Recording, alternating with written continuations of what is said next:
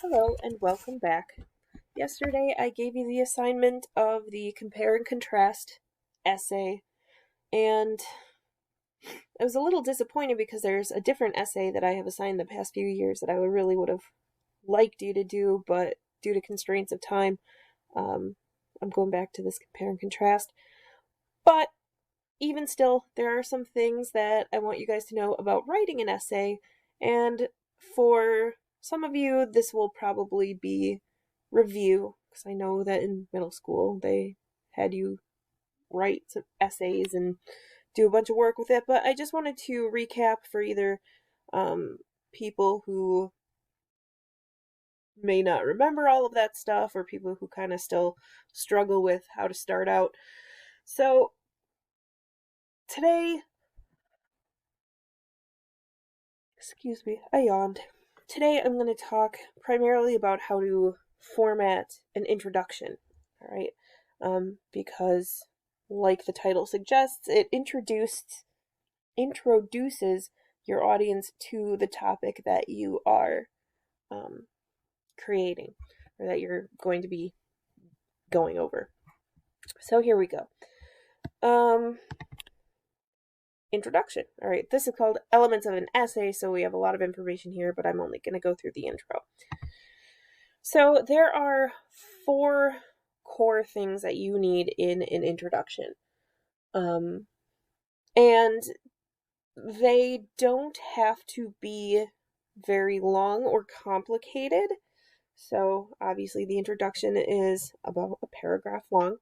But the 4 things that you're going to need are a hook or an attention getter, some context, a thesis statement, and then what I call the point preview. I don't know if, like when Mrs. Yakush had you write essays, if maybe she called this thing, something different, or if she had you do it at all, but get used to the point preview because I'm going to have you do it for all your essays in my classes. Okay, so starting off, you need a hook, and I think a lot of people struggle with a hook because it seems like I think they feel like anything they write sounds really corny or stupid or fake, disingenuous, whatever. What I'm going to tell you right off the bat and what I want you to keep in mind is that'll happen. That's okay. I mean, most of the time you're being given, excuse me, I yawned again. Most of the time you're being given essays, not because you feel extraordinarily passionate about a topic and you want to write about it nonetheless. Teacher be darned, I'm going to write this essay anyway because I love this subject. No, you're being assigned an essay. So, I mean, even though it might be a topic that you already enjoy,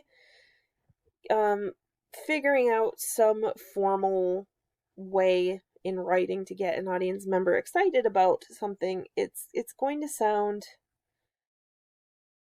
unnatural in the way that it's not like how you'd regularly speak, right? It's okay. It's okay if it sounds cheesy. Odds are I'm probably going to be the only one reading it. So there's different types of hooks. So different types of ways to get your audience to care about what you're saying. And you can choose any one of these options, or if you have a different thing you'd like to do, you could probably use that. But we have rhetorical questions, historical or literary quotes with some context, anecdotes, or what I call setting the scene, facts and statistics, and revealing misconceptions. So I'm going to go over what some of these things are, all right? Because for a lot of you, you're probably going to start with your introduction, although that's not always the best advice, but whatever. So first of all, rhetorical questions. These are questions that, your audience isn't going to come back and actually answer them for you to your face, but it's just going to get them to start thinking about things. All right. Questions that are only asked in order to make a point, not to get an answer. So some examples. Is it possible for someone to do a bad thing but still be considered a good person? Now, your audience isn't going to run up to you and answer that question to your face, but they're just going to be like, huh, is it? I'm not sure. Maybe. I think so. Or, how can one person make a lasting impact on the world around them? Again, your audience is going to be like, I don't know, how can I make a lasting impact on the world around me? Right? And then as you begin your introduction, you either maybe answer that question for your audience, or you start kind of putting some ideas out there for them, or you use your whole essay to kind of help to answer the question. Next kind is using historical or literary quotes, but you have to do it with context. Like a few years ago, I had a student who would do this a lot, but the problem is they would just kind of, like put a quote by Abraham Lincoln, like at the front of their essay, and leave it at that, but then like not comment about it, and it was really kind of strange. But if you're choosing a quote from a famous person, they should be kind of framing what your essay is about. So I'm starting with the Declaration of Independence. We hold these truths to be self-evident that all men are created equal. Here's the context. This line from the Declaration of Independence sounds very noble, but as history has shown, all men are not created equal. All right, so now I'm kind of commenting on the quote leading up to what my essay is going to be about. The next kind is anecdote or setting the scene. Basically, you are imagining a scenario or a story to put your reader in a specific mindset. So, in this case, the example is imagine going to a garage sale, finding a nice painting you like, and paying $5 for it. Now imagine opening up the frame and finding a second painting behind it worth $5 million. All right. So, I mean, maybe this essay will eventually be about like, like, would the previous owner of the painting be entitled to any of that $5 million just because it used to be theirs, or is it yours fair and square because you paid $5, even though that's not the going rate? All right, so maybe the next sentence would be like, imagine going to a garage sale, finding a nice painting, you pay $5 for it. Now imagine opening up the frame, it's worth $5 million. This may sound great to a lot of people, but it won't sound great to the previous owner of the painting, who would like a cut of that $5 million. But is it your obligation to provide that money to the previous owners? All right, that's setting the scene. It's usually something starting with imagine or picture a scene where, or something like that. Next is facts and statistics. This is giving your readers an important or surprising fact or a number to let them know, how serious your topic is or how major the issue is. So, as of this year, there are currently 16,306 species on the endangered species list that are threatened with extinction. All right. So, if you ask any rando on the street, how many species do you think are in the endangered species list? Maybe somebody, maybe like 1,200 or maybe 5,000 species. But no, there are currently 16,306 species on the endangered species list, and that will surprise your audience, get them interested in that number so that you can start talking about the issue at hand. Next is revealing misconceptions. If you have a topic that might be like controversial or has a lot of myths swirling around it, this one might be a good idea.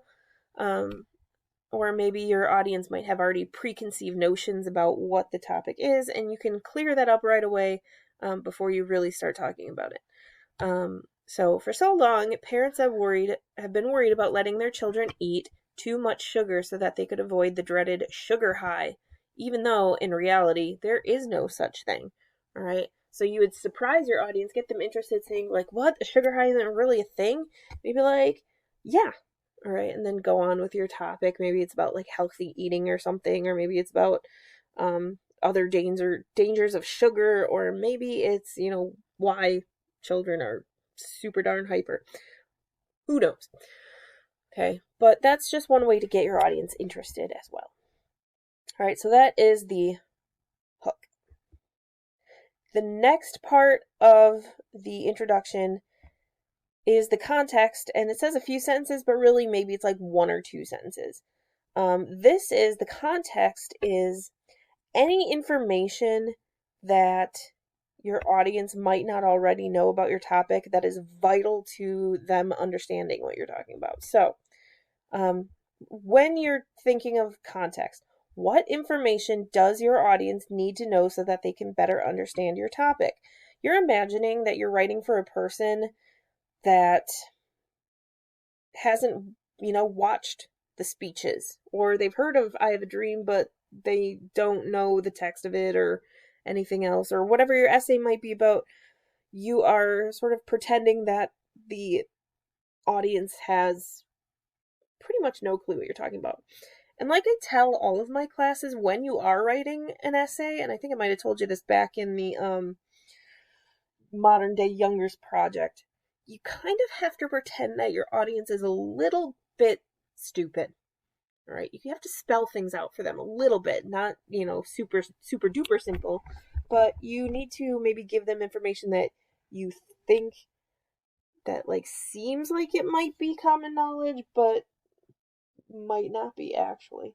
All right. So, when it comes to context, there are a few main things that you can use as context. First of all, if it is like a book or a text or something, you can give a summary. But this isn't like retelling the whole entire speech of I Have a Dream right there in your introduction, because that would be counterproductive. It's like a summary in a sentence. So something like, in 1963, Martin Luther King Jr. inspired thousands of people to end hatred with his, or end hatred and racism with his I Have a Dream speech, or something like that, right? It's just giving the gist of what you've read, right? Or, if we were doing something about To Kill a Mockingbird again, the summary would be something like, in Harper Lee's novel To Kill a Mockingbird, the main character, Scout, is going through a coming-of-age journey while her father is defending a black man. Boom. That's it. That's all you need. You don't need to tell Scout's whole life story, because Harper Lee already did that. You just need that, like, one sentence that sort of encapsulates everything that your audience might need to know. Otherwise, if you're talking about an event, you maybe give a little bit of history, or if you're talking about a specific historical person, you give a little background on them. Just any background behind the topic that somebody will need to know, like maybe when this issue started, or maybe just like a quick summary of what, the two sides of the issue are, or whatever. Or maybe it's any definitions that somebody will need to know. As far as your compare and contrast essay, your context is probably going to be, like I said, one or two sentences that kind of give the briefest summary of I Have a Dream and Danger of a Single Story. Right? Because that's really what we're working with. Next is thesis statement. This is probably the most important part of the whole introduction. And I think in the past you might have been told that it has to be like your first sentence, but actually, when you write introductions for me, it's going to be about the third sentence in your introduction. Because you have the hook, you have that little context, and then finally you reveal this is where this is all going. All right. There are a few rules to the thesis statement. Well, first of all, the definition is, it is one statement. The thesis statement is one statement that informs your audience of the central idea of your whole entire essay, right? So if you had to use one sentence to tell your audience what your essay is about, that's your thesis statement. But here's some rules. First of all, here's what thesis statements are. They are one sentence. Right? Don't try to write a thesis that kind of bridges, like 2 or 3 sentences. It is one sentence, right? One idea. Well, and that's the next thing. It is one idea. Don't try to cram a bunch of different ideas into your thesis statement. So let's say you're writing an essay about eating healthy, and you know that in your essay you want to talk about like how sugar's bad for you and you need to limit, fat intake and all that kind of stuff. Don't try to cram all those little things into your thesis statement because you're going to have an opportunity to